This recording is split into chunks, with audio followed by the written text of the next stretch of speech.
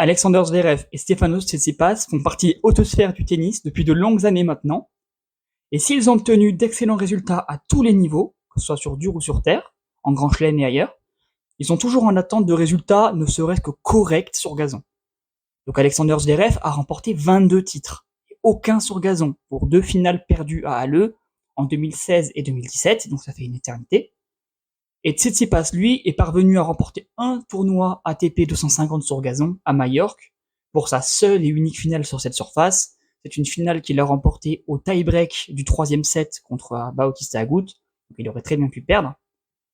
Les deux joueurs n'ont atteint la 2e semaine de Wimbledon qu'à 2 reprises chacun, 8e de finale. 2 fois 8e de finale seulement. C'est très peu.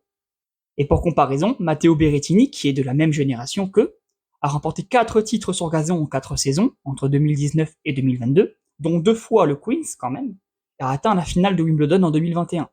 Et Berrettini, sur l'ensemble, il est loin d'être du niveau de Zverev et Tsitsipas. Il n'y a qu'à regarder le palmarès respectif de tous ces joueurs-là. Donc il y a un réel obstacle de Zverev et Tsitsipas sur gazon. Ils performent énormément sur les autres surfaces, ils ont un mal fou sur gazon, et c'est ce qu'on va tenter d'expliquer dans cette vidéo. Pour comprendre ce qui empêche Zverev et Tsitsipas de performer sur gazon, il nous faut déjà nous pencher sur ce qui différencie le gazon du dur et de la terre battue. Donc traditionnellement, le gazon est une surface qui est rapide avec un rebond très bas. Ça veut dire que la balle sera moins ralentie et moins haute après le rebond que sur dur ou sur terre. Dans ces conditions, le jeu qui sera naturellement favorisé sera le jeu d'attaque, que ce soit au service, du fond du court, le jeu à la volée.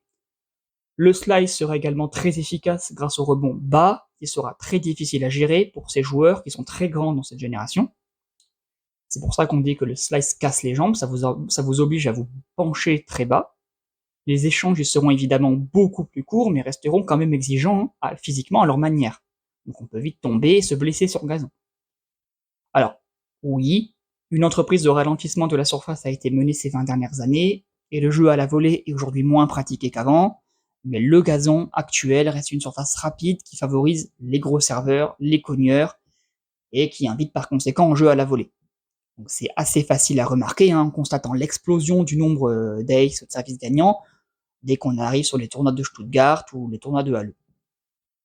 Donc s'il y a un marché pour les serveurs et les cogneurs en général, vous imaginez bien qu'il y a également une place pour les excellents relanceurs, un peu à la manière de Novak Djokovic par exemple. C'est comme ce qui se fait en indoor ou sur les durs rapides. Si le jeu est rapide, la balle va vite et ça donne du grain à moudre au retourneur. Et il y a en revanche assez peu de place pour l'entre-deux. Si vous n'êtes pas soit un excellent retourneur, soit un excellent contreur, vous avez du mal à faire le jeu sur gazon et vous subissez. Donc il faut impérativement exceller sur l'une de ces deux armes service-retour pour espérer briller.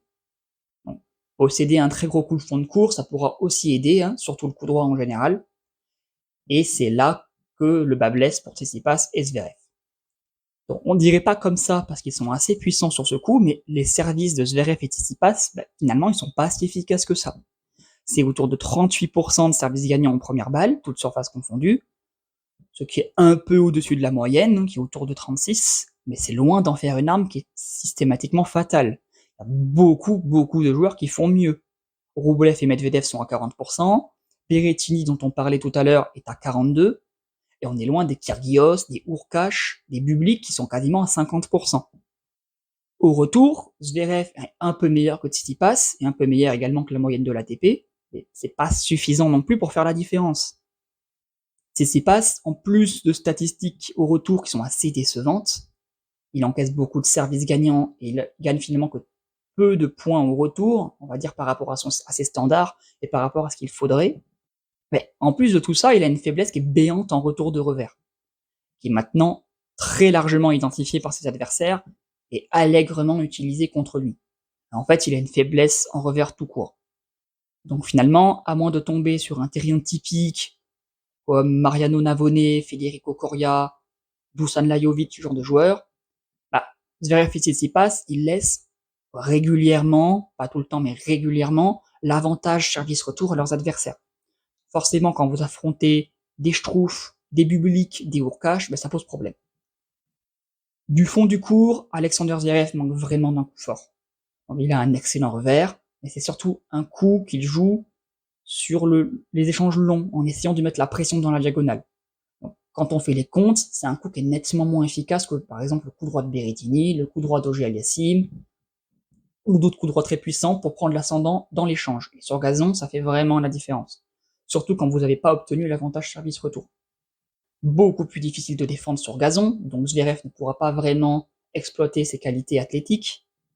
Et lui qui a l'habitude de se tenir très loin de sa ligne, qui est grand, qui a des très grands leviers, qui prend du temps à préparer ses coups, et il est souvent pris de vitesse, il est souvent attaqué, et il est souvent battu dans des situations qu'il aurait pu maîtriser sur une autre surface. Et ça, c'est vraiment quelque chose que j'ai remarqué en le regardant jouer encore cette année, c'est des points qu'il perd parce qu'il essaye de lancer un échange de dur ou de terre battue, et ça fonctionne pas, et son adversaire arrive à prendre le dessus, il perd des points faciles. Son jeu à la volée, en plus de ça, est vraiment très moyen, donc ça ne l'aide vraiment pas. Tsitsipas, lui, théoriquement, il est mieux armé, mais théoriquement seulement. Après le service, il base son jeu sur un coup droit pris très tôt, suivi d'un jeu à la volée. Donc quand on regarde comme ça, cette description nous rappelle un certain Roger Federer. Oui, mais bon, Roger sert quand même beaucoup mieux. Il sert plus précisément, avec plus d'effets pertinents, un service qui est plus adapté au gazon, au fait de monter à la volée, d'attaquer tout de suite derrière le service. Son service n'est pas forcément là pour faire des points gratuits, même s'il en fait énormément, mais son service est fait pour derrière pouvoir jouer comme il faut jouer du fond et à la volée sur gazon. Et il se trouve que Roger, c'est Roger, qui en plus d'avoir un service qui appelle au jeu à la volée, il a un service qui est extrêmement précis et qui fait un nombre d'aces énorme. Après Roger et Roger. Le coup droit de Roger est également meilleur, hein, grâce notamment à un meilleur placement, une meilleure technique. Donc Tsitsipas lui fait moins de coups gagnants, plus de fautes, il a un coup droit qui est plus fait pour des échanges un petit peu plus longs. Son revers est également beaucoup plus fragile, beaucoup moins décisif, et souvent coincé dans la diagonale, il n'arrive pas à en faire grand chose. Il a pas, finalement, pas un si bon toucher de balle que ça, son jeu à la volée pas forcément si bon que ça, même si c'est pas un mauvais joueur à la volée non plus. Donc bon, finalement, même si de loin on pourrait penser que c'est un Roger bis, ça n'a rien d'un Roger Federer, et Tsitsipas a énormément de mal à faire le jeu du fond, trop gêné par son placement, trop pressé du fond, il n'est pas efficace, on sent qu'il n'est pas à l'aise de manière générale. Et ça se voit, hein, c'est un peu comme Zverev, ça se voit quand on le regarde jouer, qu'il n'est pas du tout à l'aise sur cette surface et qu'il n'arrive pas à prendre le jeu à son compte. Donc pour conclure, on a vu que le gazon est une surface particulière qui favorise le jeu d'attaque, la puissance, et surtout qui exacerbe l'importance du bras de fer service-retour. Donc au tennis, comme on l'a plusieurs fois dit déjà, il est plus facile d'attaquer que de défendre, et c'est d'autant plus vrai sur gazon.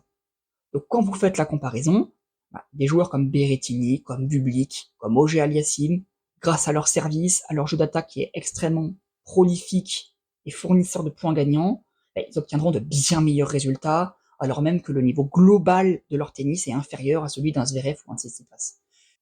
Ces derniers ont besoin d'avoir du temps du fond du court, de se lancer dans des échanges pour déployer leurs ailes, et ça sur gazon c'est beaucoup plus difficile à mettre en place.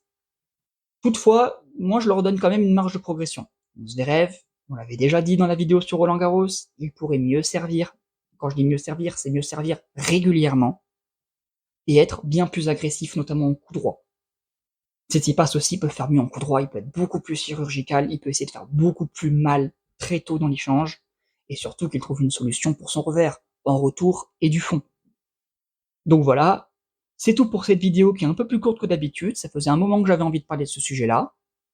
Donc on se revoit aux alentours de Wimbledon pour plus de contenu. Salut!